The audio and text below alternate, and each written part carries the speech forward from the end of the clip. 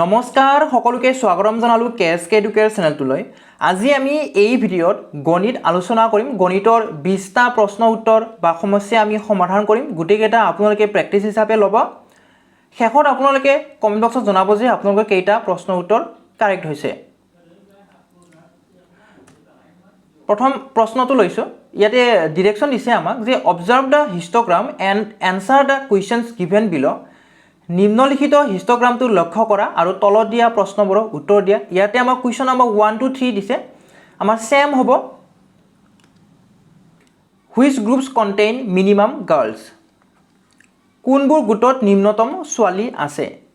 ইয়াতে আমাক যিটো গ্ৰাফ দিছে হিষ্টগ্ৰাম দিছে বা বাৰ দণ্ড বুলি আমি ক'ব পাৰোঁ। ইয়াতে কি দিছে y অক্ষত এই চিত্ৰত চাওক এইফালে দিছে ওপৰফালে বা y অক্ষত কি দিছে আমাক নাম্বাৰ অফ গাৰ্লছ দিছে, number of girls of class 7 দিছে। তাৰপিছত x অক্ষত কি দিছে হাইটছ দিছে ইন চেণ্টিমিটাৰ, উচ্চতাটো দিছে। ছোৱালীবোৰৰ উচ্চতা দিছে x অক্ষত আৰু y অক্ষত কি দিছে যে ছোৱালীবোৰৰ সংখ্যাটো দিছে। অৰ্থাৎ ওপৰফালে যিটো আছে যেনেকৈ এইটো ওপৰফালে পুৰা ওপৰত গৈছেনে কিমানলৈকে কৈছে 7লৈকে গৈছে, তাৰমানে 7জনী ছোৱালী। 7জনী ছোৱালী কিমানৰ পৰা কিমানৰ ভিতৰত আছে 140ৰ পৰা 145ৰ ভিতৰত আছে। একেবাৰে প্ৰথম পৰা যদি চাওঁ 125 চেণ্টিমিটাৰৰ পৰা 130 চেণ্টিমিটাৰৰ ভিতৰত কিমানজনী ছোৱালী আছে একজনী ছোৱালী আছে। 130ৰ পৰা 135ৰ ভিতৰত আছে দুজনী ছোৱালী। 135ৰ পৰা 140ৰ ভিতৰত আছে তিনিজনী ছোৱালী। এনেকৈ দিছে আৰু আমাক কি সুধিছে যে কোনবোৰ গোটত নিম্নতম ছোৱালী আছে। মিনিমাম ক'ত আছে মিনিমাম সেইটো আমি নিৰ্ণয় কৰিব লাগে। ইয়াতে চাওঁ কম মানে একেবাৰে ওপৰত যোৱাটো নহয়, একেবাৰে তলত থকাটোৱে হ'ব। 125ৰ পৰা 130ৰ ভিতৰত আমাৰ একজনী ছোৱালী আছে। তাৰপিছত এইটোতো দুইজনী, এইটো কম নহয়, এইটোৱে কম হ'ব। আৰু লগতে এইফালেও এক আছে চাওক 155ৰ পৰা 160 চেণ্টিমিটাৰ ওখ ছোৱালী কেইজনী আছে একজনী আছে। গতিকে এই দুটাই কম হয়। 125ৰ পৰা 130 আৰু 155ৰ পৰা 160টো আমাৰ কাৰেক্ট এনসাৰ হ'ব। গতিকে কোনটো কাৰেক্ট এনসাৰ হ'ব অপশ্যন বি টো কাৰেক্ট এনসাৰ হ'ব। 125ৰ পৰা 130 চেণ্টিমিটাৰৰ ভিতৰত মানে ইমানখিনি ওখৰ একজনী ছোৱালী আছে। আৰু 155 চেণ্টিমিটাৰৰ পৰা 160 চেণ্টিমিটাৰৰ ভিতৰত একজনী ছোৱালী আছে আৰু এইকেইটাই কম হয়। বাকীকেইটাত কিন্তু বহুকেইজনী আছে। গতিকে অপশ্যন বি টো কাৰেক্ট হ'ব। নেক্সটত সুধিছে which group contains maximum girls. কোনটো গোটত সৰ্বাধিক ছোৱালী আছে। এটা সৰ্বাধিক ছোৱালী একেবাৰে ওপৰলৈকে গৈছে। আমাৰ ওপৰলৈকে যোৱাটো কোনটো হয় এইটো হয় ওপৰলৈকে যোৱাটো এই দণ্ডডাল হয়। যিমানেই ওপৰলৈকে গৈছে মানে সিমানজনী ছোৱালী আছে। গতিকে কিমান গ্ৰুপৰ ভিতৰত পৰিছে 140ৰ পৰা 145ৰ ভিতৰত আমাৰ 7জনী ছোৱালী আছে, চবতকৈ হায়েষ্ট আছে 140ৰ পৰা 145। অপশ্যন এ টো কাৰেক্ট হ'ব। নেক্সট আছে কিমানজনী ছোৱালীৰ উচ্চতা 145 চেণ্টিমিটাৰ আৰু অধিক। How many girls have a height of 145 centimetre and more. চিত্ৰত চাওক 145 চেণ্টিমিটাৰ তাতকৈ বেছি লাগে, অৰ্থাৎ 145ৰ আমাৰ বাওঁফালৰখিনি নালাগে। বাওঁফালৰখিনি নালাগে, আমাক কোনখিনি লাগে সোঁফালৰখিনি লাগে। এতিয়া 145ৰ পিছত এইখিনি আছে হয়নে, এই তিনিটা আছে। এইটো গ্ৰুপত কেইজনী আছে 4জনী আছে। এইটো গ্ৰুপত কেইজনী আছে 2জনী আছে আৰু এইটো গ্ৰুপত একজনী আছে। টোটেল কিমান হ'ল এই টোটেল কিমান হ'ল 4 2 6 1 7 7জনী ছোৱালী হ'ব। 145 চেণ্টিমিটাৰ আৰু তাতকৈ অধিক ওখৰ 7জনী ছোৱালী আছে। অপশ্যন বি টো কাৰেক্ট হ'ব। নেক্সট কুৱেশ্যনত কি দিছে এটা বেগত 25 পইচা 10 পইচা আৰু 5 পইচাৰ মুদ্ৰা 1:2:3 অনুপাতত আছে। যদি বেগটোত মুঠ 30 টকা আছে তেন্তে বেগত কিমান পইচাৰ মুদ্ৰা আছে। এই কুৱেশ্যনটো আহিছিলে আছাম টেট 2019 ইউপি লেভেলত আহিছিলে। 25 পইচা 10 পইচা 5 পইচা ৰেচিঅ' কিমান দিছে 1:2:3।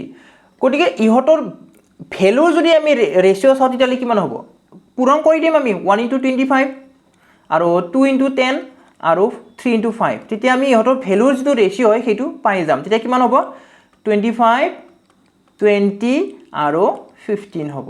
এইকেইটা হ'ব ইহঁতৰ ভেলুটো ভ্যালুৰ ৰেচিঅ'টো হ'ব কিয় ভ্যালুৰ ৰেচিঅ' আমি নিৰ্ণয় কৰিলোঁ কাৰণ বেগটোত মুঠ ভ্যালুহে দিয়া আছে আমাৰ মুঠ টকা দিয়া আছে কেই টকা দিয়া আছে 30 টকা বাকিখিনি আমাৰ আছে পইচা গতিকে 30 টকাটো পইচাত নিলে কিমান হ'ব 30 টকাটো পইচাত নিলে হ'ব আমাৰ 3000 পইচা মুঠ আছে 3000 পইচা এটা চাওক 25 20 15 এটা টোটাল নিৰ্ণয় কৰক টোটাল হ'ব 60 টোটাল হ'ব 60 মানে কথাটো এনেকুৱা ধৰণৰ যেটো 3000 পইচা আছে সেই 3000 পইচা সমানে সমানে 60টা ভাগ কৰিব লাগে 60টা ভাগ কৰি 25টা ভাগ হ'ব 25 পইচাৰ 20টা ভাগ হ'ব 10 পইচাৰ আৰু 15টা ভাগ হ'ব 5 পইচাৰ গতিকে 60টা ভাগ যদি কৰিব লাগে এটা ভাগত কিমান পৰিব 60টা ভাগ মানে কিমান হয় 3000 হয় 3000ক আমি 60টা ভাগ কৰিব লাগে গতিকে এটা ভাগত কিমান পৰিব এটা শূন্য কাটি দিলো কিমান হ'ব 50 এটা ভাগ মানে হৈছে 50 গতিকে 5 পইচাৰ ক্ষেত্ৰত চাওক 5 পইচাৰ ক্ষেত্ৰত আমাৰ ৰেচিঅ'ত কিমান আছিল 3 আছিল হয়নে 3 আছিল এটা ভাগ মানে কি হয় 50 হয় কেইটা ভাগ দিব লাগে তিনটা ভাগ দিব লাগে অৰ্থাৎ 50 পূৰণ 3 কিমান হল 150 C is the right answer আশা কৰিছো আপোনালোকে ধৰিব পাৰিছে নেক্সট দিছে যদি এটা গোলকৰ ব্যাসাৰ্ধ দুগুণ কৰা হয় তেন্তে পৃষ্ঠকালীৰ অনুপাত হ'ব এইটো আহিছিল আসামটি 2019 ইউপিত আহিছিল এটা ইউপিত আহা মানে এনেকুৱা নহয় যে এলপিত নাহিব কাৰণ এই টপিকটো কি হয় কমন হয় এলপি ইউপি দুইটাতে আছে গতিকে আমি সমানে প্ৰিপেয়াৰ কৰি যাব লাগিব সমানে আমি প্ৰেক্টিস কৰিব লাগিব এতে খুদিছে কি যে গোলকৰ কথা কৈছে ইয়াতে সাপোজ আমাৰ এনেকুৱা ধৰণৰ এটা গোলক আছে ইয়াৰে ব্যাসাৰ্ধ r হয় ইয়াৰে পৃষ্ঠকালি এই গোলকৰ পৃষ্ঠকালি আৰু এই গোলকৰ ব্যাসাৰ্ধ দুগুণ কৰাৰ পিছত ব্যাসাৰ্ধ দুগুণ কৰিলো আমি ব্যাসাৰ্ধ দুগুণ কৰাৰ পিছত যেটো পৃষ্ঠকালি পাম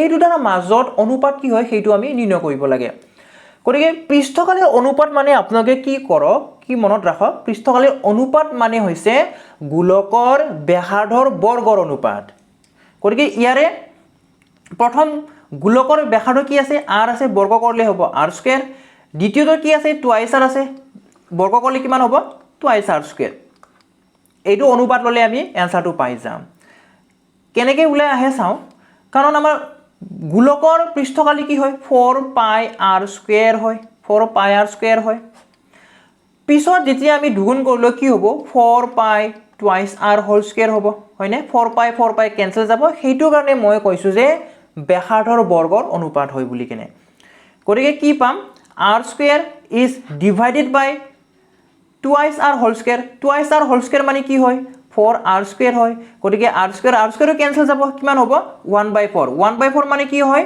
1:4 so option C will be the correct answer 1:4 next আছে the sum of three consecutive multiples of 7 is 357 the smallest multiple is 7ৰ তিনিটা ক্ৰমিক গুণিতকৰ যোগফল হৈছে 357 আটাইতকৈ সৰু গুণিতকৰ মান হ'ব এইটো আহিছিল আসামটি 2019 ইউপি লেভেলত আহিছিল ইমানখিনি হাৰ্ড আহা নাছিল কিছুমান একেবাৰে ইজি আছিল কিছুমান আছে কিছুমান দুই এটা কোৱেশ্চন টান আহিছিল কিন্তু বেছিভাগ কোৱেশ্চন ইজিয়ে আছিল একেবাৰে বেসিক কনসেপ্টৰ আহিছিল 7ৰ তিনিটা ক্ৰমিক গুণিতকৰ যোগফল দিছে আপোনাক কি কৰক তিনিটা ক্ৰমিক বুলি কৈছে হয়নে ইহতৰ গড় নিৰ্ণয় কৰক গড় নিৰ্ণয় কৰিলে কি পাও আমি সদায় ক্ৰমিক সংখ্যাৰ আমি যদি গড় আমি মাজৰটো পাও গতিকে 357 আমি যদি গড় লও অৰ্থাৎ 3 ৰে যদি হৰণ কৰো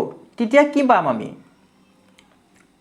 119 পাম 119 পাম হয়নে 119 পাম যেটো 7ৰ গুণিতক হয় অৰ্থাৎ 7 টো মাইনাস কৰি দিও 7 মাইনাস কৰিলে কিমান পাম আমি 112 পাম আমাৰ সৰুটো কি হ'ব 112 হ'ব অৰ্থাৎ সংখ্যা কিটা এনেকুৱা ধৰণৰ হ'ব 112 119 আৰু এটা কি হ'ব 126 এইগিটা হ'ব 7ৰ তিনিটা ক্ৰমিক 7ৰ গুণিতকৰ তিনিটা ক্ৰমিক মানে 112 119 126 এইগিটা হৈছে 7ৰ তিনিটা ক্ৰমিক গুণিতক সিৰিয়ালি আছে এই গুণিতক কিটা সিৰিয়ালি আছে আৰু সৰুটো কি হ'ল 112 হ'ল যদি ডাঙৰটো খুদিলে হেতেন কি হ'ল হেতেন আমি এতে +7 কৰি দিলো হেতেন 126 হ'ল হেতেন আশা কৰিছো আপোনালোকে ধৰিব পাৰিছে গতিকে 112 টো হ'ব ইয়াৰে কাৰেক্ট আনসাৰটো এইটো মনত ৰাখিব ক্ৰমিক ক্ৰমিক সংখ্যাৰ আমি যদি মানে গড় লওঁ তেতিয়াহ'লে মাজৰটো পাওঁ সদায় মাজৰটো পাওঁ সেইটো কাৰণে আমি কি কৰিছোঁ 7ৰ 3টা ক্ৰমিক গুণিতকৰ যোগফল দিয়া আছে গতিকে আমি 3 ৰে হৰণ কৰিলে কি পাম মাজৰটো পাম 3টাহে আছে এইকেইটা ধৰি লওক এইকেইটা কি হয় 7ৰ গুণিতক হয় গতিকে গড় ল'লে আমি মাজৰটো পাই যাম 7ৰ গুণিতক হয় মানে 7 কে বাঢ়ি গৈ থাকিব বা 7 কৈ কমি যাই থাকিব মাজৰটো পালো আমাক সৰুটো লাগে সেইকাৰণে -7 কৰি দিছো সেইকাৰণে কি কৰি দিছো -7 কৰি দিছো আমি সৰুটো পাই গলো যদি ডাঙৰটো খুদিলে হেতেন +7 কৰি দিলো হেতেন নেক্সট কোৱেশ্চনলৈ আগবাঢ়িছো আৰু এই কোৱেশ্চনটো আপোনালোকে পঠাই দিছিলে half of 4567 whole square minus 4569 into 4565 এটা ইমানখিনি ডাঙৰ সংখ্যা আমি ইমান ক্যালকুলেশন কৰি থাকিব নোৱাৰো সেইটো কাৰণে আমি কি কৰিম আমি ইউনিট প্লেসটো বা ইউনিট ডিজিটটো বেছিকৈ আমি কনসিডাৰ কৰিম হাফ আছে প্ৰথমতে তো এই 7ৰ স্কয়াৰ কৰিলে ইউনিট প্লেসত কি হ'ব 7 7 গুণ 49 আমাৰ এককৰ জাগাত কি হ'ব 9 আহিব তাছত এই দুটা পূৰণ কৰি দিয়ক 9 5 গুণ কিমান হয় 45 হয় এককৰ স্থানত কি আহিব 5 আহিব গতিকে আমি এককৰ স্থানৰ জৰিয়তে আমি এইটো নিৰ্ণয় কৰিবলৈ চেষ্টা কৰিম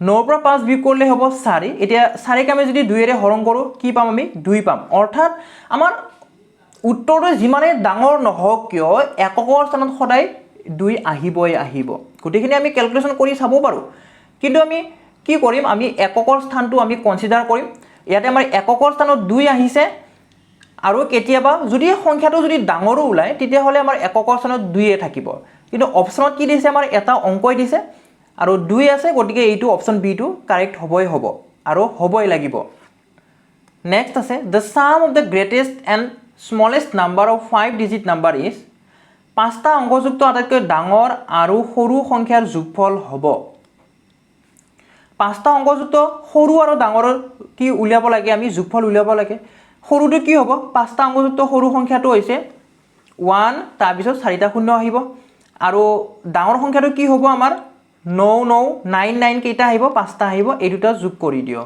এটা চাওক যেহেতু এইখিনি 00 আছে গতিকে কি আহিব আমাৰ 99 4টা আহিয়ে যাব একেবাৰে লেফট মোষ্টটো যোগ কৰি দিও কি হ'ব তেতিয়া 1 + 9 is 10 অৰ্থাৎ কিমান হ'ল আমাৰ 10 তাৰ পিছত 4টা 9 10 আৰু 4টা 9 10 আৰু 4টা 9 আছে অপচন সি টো কাৰেক্ট হ'ব এতিয়া আগবাইছো পৰৱৰ্তী প্ৰশ্নটোলৈ if x - y is equal to 8 then which of the following must be true যদি x - y সমান 8 হয় তেন্তে নিম্নলিখিত কোনটো সঁচা হ'বই লাগিব both x and y are positive x আৰু y দুইটা ধনাত্মক বুলি কৈছে ইয়াতে দুইটাকে ধনাত্মক বুলি কৈছে হয় না নহয় আমি চাম তাৰপিছত b কি কৈছে যদি x ধনাত্মক y ধনাত্মক হ'ব লাগিব যদি x ঋণাত্মক y ঋণাত্মক হ'ব লাগিব কোনটো কেনেকুৱা হয় হেতু আমি এতিয়া নিৰ্ণয় কৰিম কি কৰক এই যে -y আছে -y টো খুফালে লৈ আনো তেতিয়া কি হ'ব x is equal to 8 + y হ'ব কি হ'ব 8 + y হ'ব এটা y ৰ ভ্যালুত আমি যদি 1 পুট কৰি দিও অৰ্থাৎ পজিটিভ নাম্বাৰ যদি পুট কৰি দিও তেতিয়া কি হ'ব x টো 9 আহিব অৰ্থাৎ আমাৰ কি আহিব পজিটিভ আহিব যদি y টো যদি আমি কি কৰো y টো যদি +1 পুট কৰি দিও তেতিয়া x টো কিমান আহিব আমাৰ 8 + 1 অৰ্থাৎ কিমান আহিল 9 আহিল অৰ্থাৎ আমি কি গম পালো আমি এইটো গম পালো যদি y ৰ ভ্যালুটো যদি পজিটিভ হয় তেতিয়া হলে x ৰ ভ্যালুটো সদায় পজিটিভ হ'ব x টো ডিপেন্ড কৰি আছে কাৰ ওপৰত y ৰ ওপৰত x আৰু y দুইটা ধনাত্মক বুলি কৈছে কিন্তু সদায় যে ধনাত্মক হ'ব সেইটো কথা নহয় কেতিয়াবা ঋণাত্মকও হ'ব পাৰে যেনেকৈ ধৰক y যদি -1 পুট কৰো y ৰ জাগাত আমি যদি -1 পুট কৰো তেতিয়া হলে কি হ'ব 7 আহি যাব হয়নে 7 আহি যাব বা y ৰ জাগাত যদি আমি যদি -9 পুট কৰি দিও তেতিয়া x ৰ ভ্যালু কিমান আহিব আমাৰ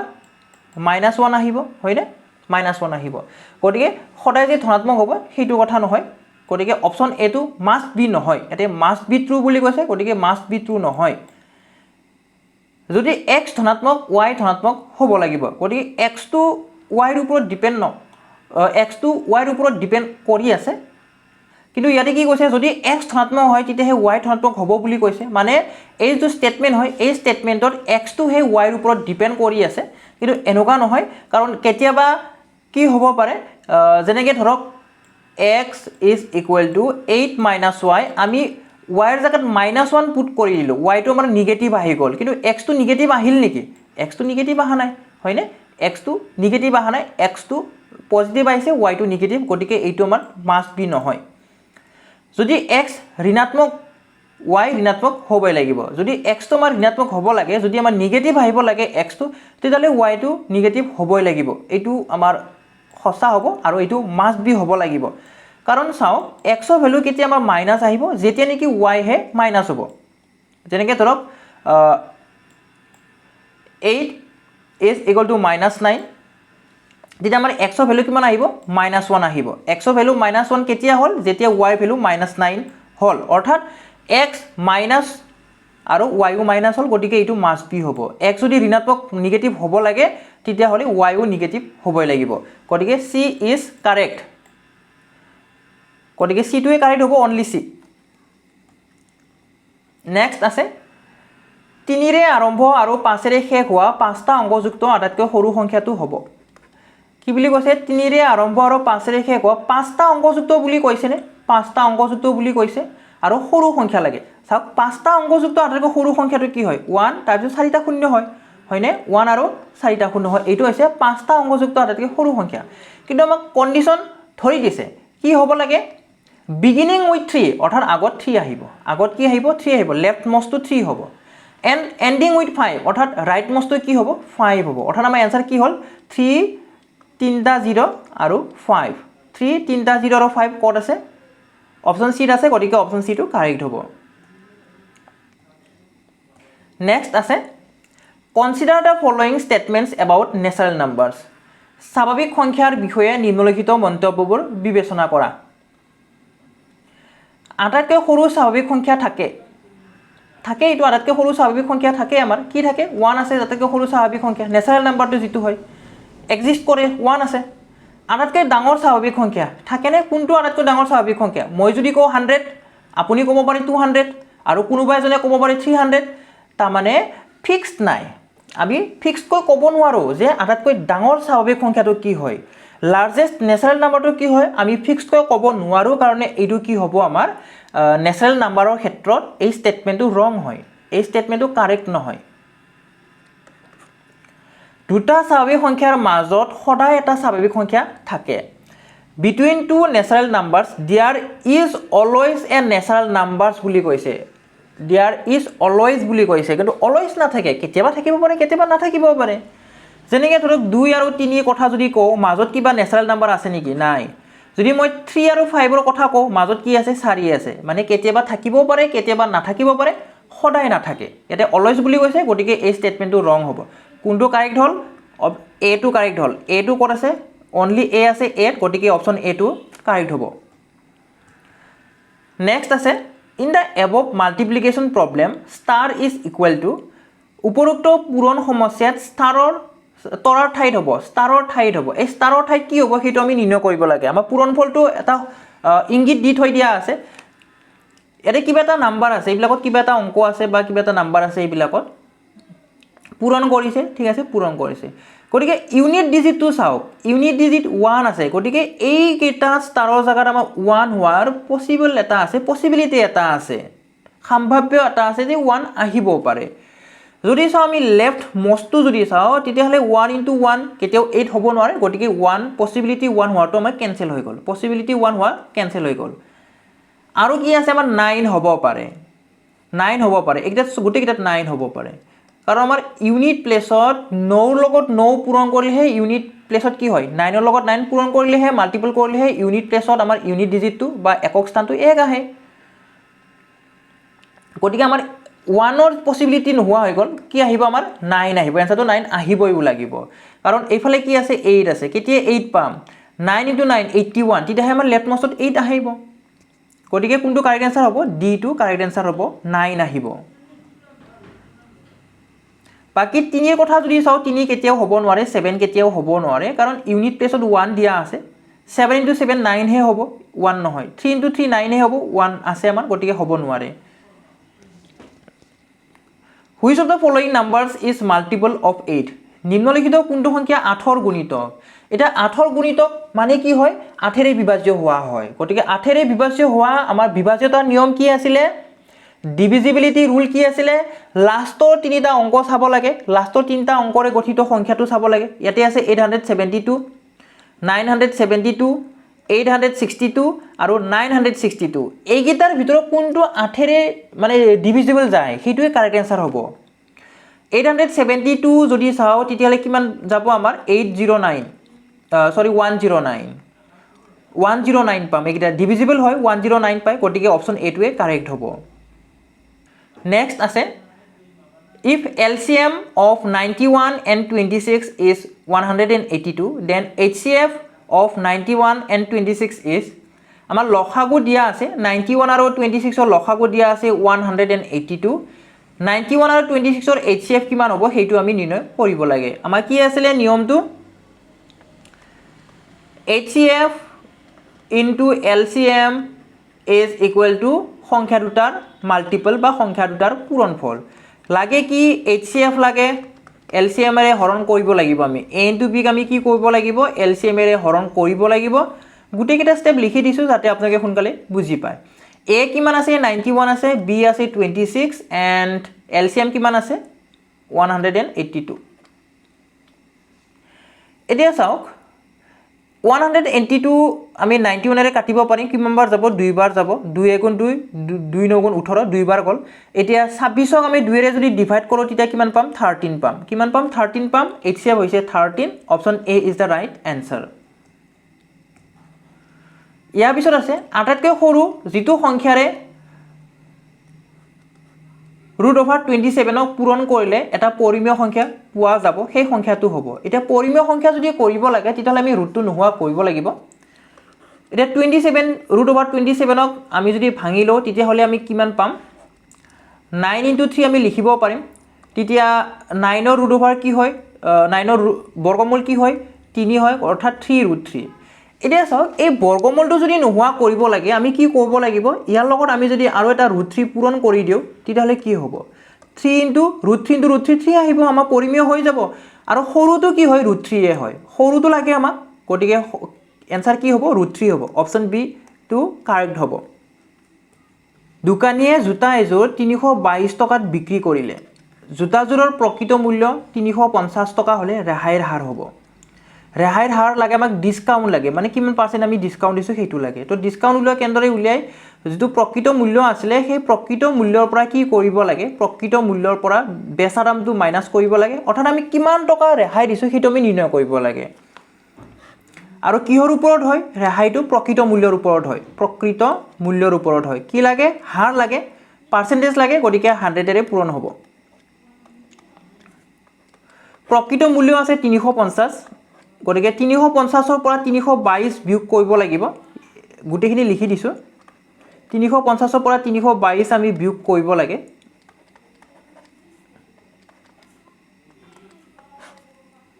350 ৰ পৰা 322 বিয়োগ কৰিলে হ'ব 28 তলত থাকিব 350 ইনটু কিমান আহিব 100 আহিব এটা কাম কৰো ইয়াৰে এটা শূন্য ইয়াৰে এটা শূন্য আমি কাটি দিও তাৰপিছত আমি 5 এৰে কাটো 5 7 গুণ 35 আৰু 5 2 গুণ 10 হাতে আগো কিহ কাটিব 28 কাটিব কিমান টাইমছ যাব 4 টাইমছ 7 4 গুণ 28 কি থাকিল 4 পূৰণ 2 কিমান হ'ব 4 2 গুণ 8 8% 8% আছে অপচন বি গটিকে অপচন বি টু কারেক্ট হ'ব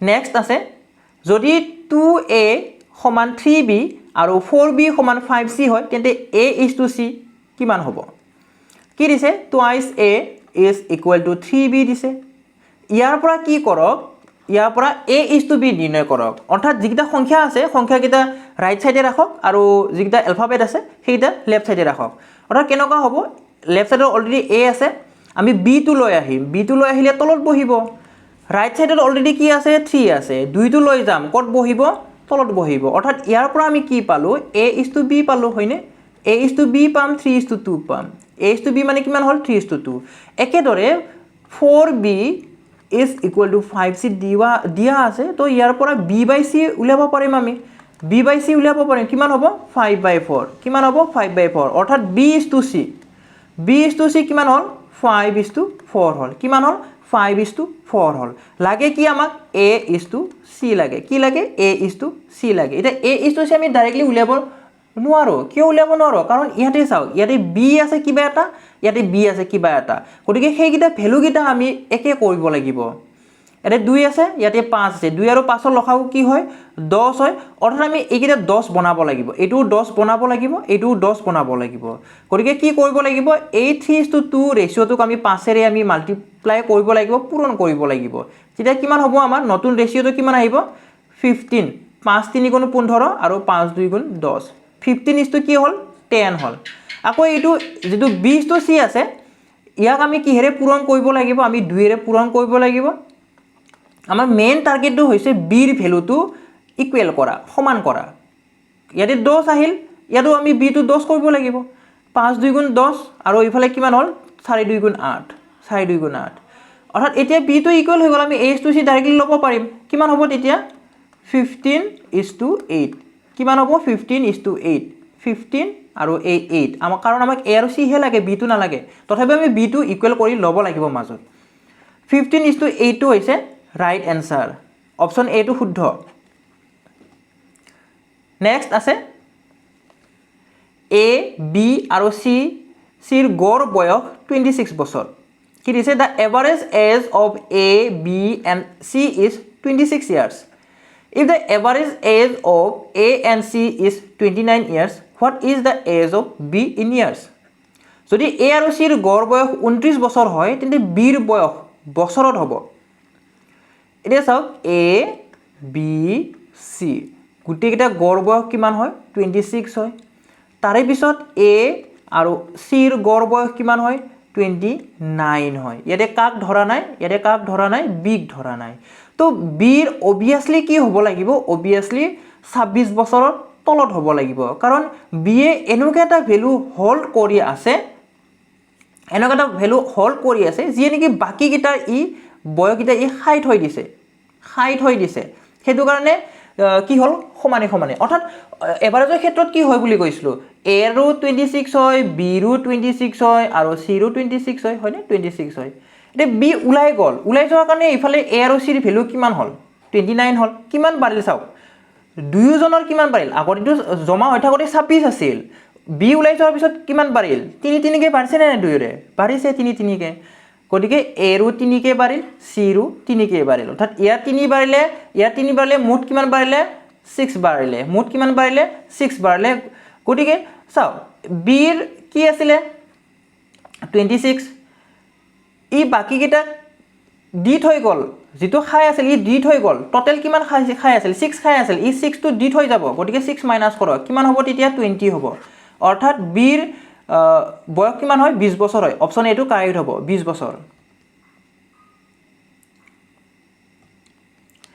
নেক্সট আছে a বাহুযুক্ত বৰ্গ এটাৰ কালি আৰু a বাহুযুক্ত সমবাহু ত্ৰিভুজ এটাৰ কালিৰ অনুপাত লাগে গতিকে a বাহুযুক্ত বৰ্গৰ কালি কি হয় a স্কয়াৰ হয় আৰু সমবাহু ত্ৰিভুজৰ কালি কি হয় √3/4 a স্কয়াৰ হয় √3/4 a স্কয়াৰ হয় গতিকে চাও a square is divided by √3/4 a square কাটা যাব হয়নে কিমান থাকিল এতিয়া 1/√3/4 4 টো কত যাব ওপৰত যাব 4/√3 আমি যদি ৰেশিও লিখো তেতিয়া হলে কি হ'ব 4:√3 অপচন এ আছে 4:√3 গতিকে অপচন এ টো শুদ্ধ হ'ব এতিয়া আইছো অন্তিমটো প্ৰশ্নলৈ এটা আয়তৰ পৰিসীমা 60 metre the perimeter of a rectangle is 60 meter if its length is twice its breadth then its area is যদি ইয়াৰ দৈৰ্ঘ্য এক প্ৰস্থতকৈ দুগুণ হয় তেন্তে ইয়াৰ কালি হ'ব আমাক কালি লাগে কালি কি হয় l * b হয় কালি কি হয় l * b হয় আমি l আৰু b টো নিৰ্ণয় কৰি লব লাগিব গতিকে পৰিসীমা 60 কি কৰক এই পৰিসীমাটো অৰ্ধ পৰিসীমা নিৰ্ণয় কৰক অৰ্ধ পৰিসীমা মানে হৈছে l + b অৰ্ধ পৰিসীমা মানে কি হয় l + b হয় অৰ্ধ পৰিসীমা অৰ্থাৎ পৰিসীমাৰ আধা পৰিসীমা হৈছে 60 আধা হলে কিমান হ'ব 60 is divided by 2 মানে কিমান হল অৰ্ধ পৰিসীমা মানে হৈছে 30 অৰ্ধ পৰিসীমা মানে কি হয় 30 হয় এটা চাওক আমাৰ যেটো দৈৰ্ঘ্য আছে দৈৰ্ঘ্যটো প্ৰস্থটো কিমান গুণ 2 গুণ হয় 2 গুণ অৰ্থাৎ আমি কি লিখিব পাৰো টুৱাইচ বি লিখিব পাৰোঁ এলৰ জেগাত টুৱাইচ বি লিখিব পাৰোঁ আৰু এইফালে কি আছে অলৰেডি বি আছে টুৱাইচ বি প্লাছ বি 30 হ'ব টুৱাইচ বি কেনেদৰে আহিল কাৰণ লেন্থটো যিটো দৈৰ্ঘ্য আছে সেইটো কি হয় প্ৰস্থৰ দুগুণ হয় গতিকে ইয়াৰ পৰা আমি কি চেষ্টা কৰিছোঁ উলিয়াবলৈ আমি প্ৰস্থ নিৰ্ণয় কৰিবলৈ চেষ্টা কৰিছোঁ 3b ইজ ইকুৱেল টু 30 হ'ল অৰ্থাৎ b কিমান হ'ল b হৈছে 10 b কিমান হয় 10 হয় অৰ্থাৎ প্ৰস্থ হৈছে 10 তেতিয়াহ'লে দৈৰ্ঘ্য কিমান হ'ব দৈৰ্ঘ্য কিমান হ'ব 2 গুণ কৰি দিয়ক 2 গুণ কৰিলে কি পাম 20 পাম প্ৰস্থ 10 দৈৰ্ঘ্য 20 কি উলিয়াব দিছে কালি উলিয়াব দিছে প্ৰস্থ পূৰণ দৈৰ্ঘ্য 10 পূৰণ 20 কিমান হ'ল 200 square metre 200 square metre option b টো কাৰেক্ট হ'ব এই 20টাৰ ভিতৰত আপোনালোকৰ কেইটা কাৰেক্ট হৈছে সেইটো আপোনালোকে কমেন্ট বক্সত জনাবলৈ নাপাহৰিব আজিৰ ভিডিওটো আমি ইমানতে সামৰণি মাৰিম আপোনালোকে ভিডিওটো লাইক কৰিব বন্ধুবৰ্গৰ সৈতে শ্বেয়াৰ কৰিব আৰু যদি আমাৰ চেনেলটো এতিয়ালৈকে সাবস্ক্ৰাইব কৰা নাই সাবস্ক্ৰাইব কৰি ল'ব ভিডিওটো শেষলৈ চোৱাৰ বাবে ধন্যবাদ